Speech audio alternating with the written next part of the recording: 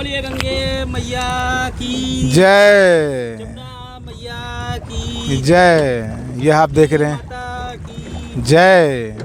गंगा, यमुना और सरस्वती का यह अद्भुत संगम। भारत की धरती पर तो अनेक तीर्थ स्थल हैं, लेकिन उनके बीच जो संगम की बात आती है तो कुछ और ही बात समझ में आती है। यह जो पुल देख रहे हैं, यह माँ गंगा वहाँ से प्रवेश कर रही हैं पुल, और यह बड़े हनुमान जी का मंदिर का वाला घाट है यह। और यहाँ जो सामने आपको कुछ झंडे दिख रहे हैं, यहाँ से माँ यमुना प्रवेश करती हैं। भारत में हमने नदियों को मातृत्व का नाम दिया है, माँ कहकर बुलाया है। माँ गंगा को हमने माँ कहा है, माँ यमुना को, और माँ सरस्वती कहते हैं कि माँ सरस्वती भीतर से नीचे नीचे प्रवेश करती है। निश्चित तौर पर ज्ञान की जो देवी हैं, ज्ञान इतनी आसानी से समझ में नहीं आता है, ज्ञान इतनी आसानी से होता भी नहीं है। ज्ञान के लिए तो भीतर ही जाना पड़ता है, अनुभव के भीतर ज्ञान छुपा होता है। तो बाहर जो अनुभव है माँ गंगा और माँ यमुना का, इसके भीतर ज्ञान है, इसके भीतर माँ सरस्वती है।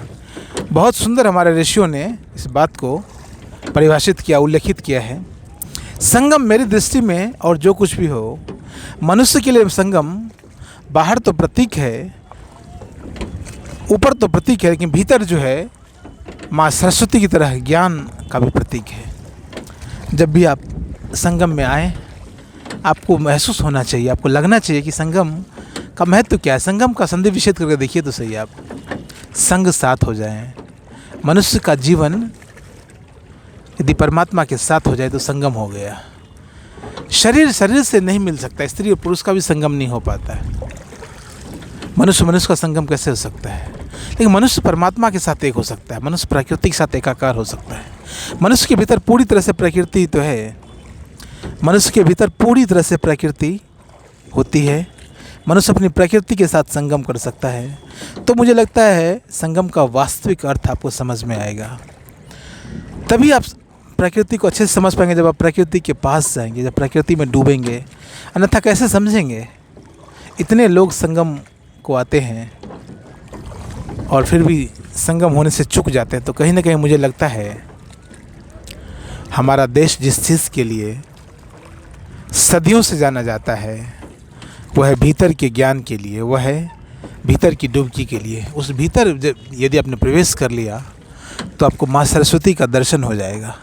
बाहर से तो ये गंगा जी हैं और एक तरफ से यमुना जी हैं, लेकिन भीतर से माँ सरस्वती भी विराजमान हैं। आप जो भी कार्य जीवन में करते हैं, वो बाहर से तो एक कार्य दिखता है, भीतर से वो अनुभव के साथ साथ आपके ज्ञान को बढ़ा देता है। भीतर से वो बहुत ज़्यादा कीमती हो जाता है आपके लिए। तो मैं आपसे कहता हूँ, आप जो भी कार्य करें उसे कॉन्शियस होकर करें, उसे जाग कर करें। जीवन में जागरण ही एक ऐसा उच्च मुकाम है जो कि पाया जाना चाहिए, जिसे मनुष्य पा सकता है। संगम का वास्तविक अर्थ आपको तभी समझ में आएगा जब आप जगे होंगे। बिना जागरण का कोई भी बात आपको समझ नहीं आएगा। कोई भी विचार आपके लिए एक विचार बनकर आ जाएगा, कोई भी कार्य आपके लिए कार्य बनकर आ जाएगा।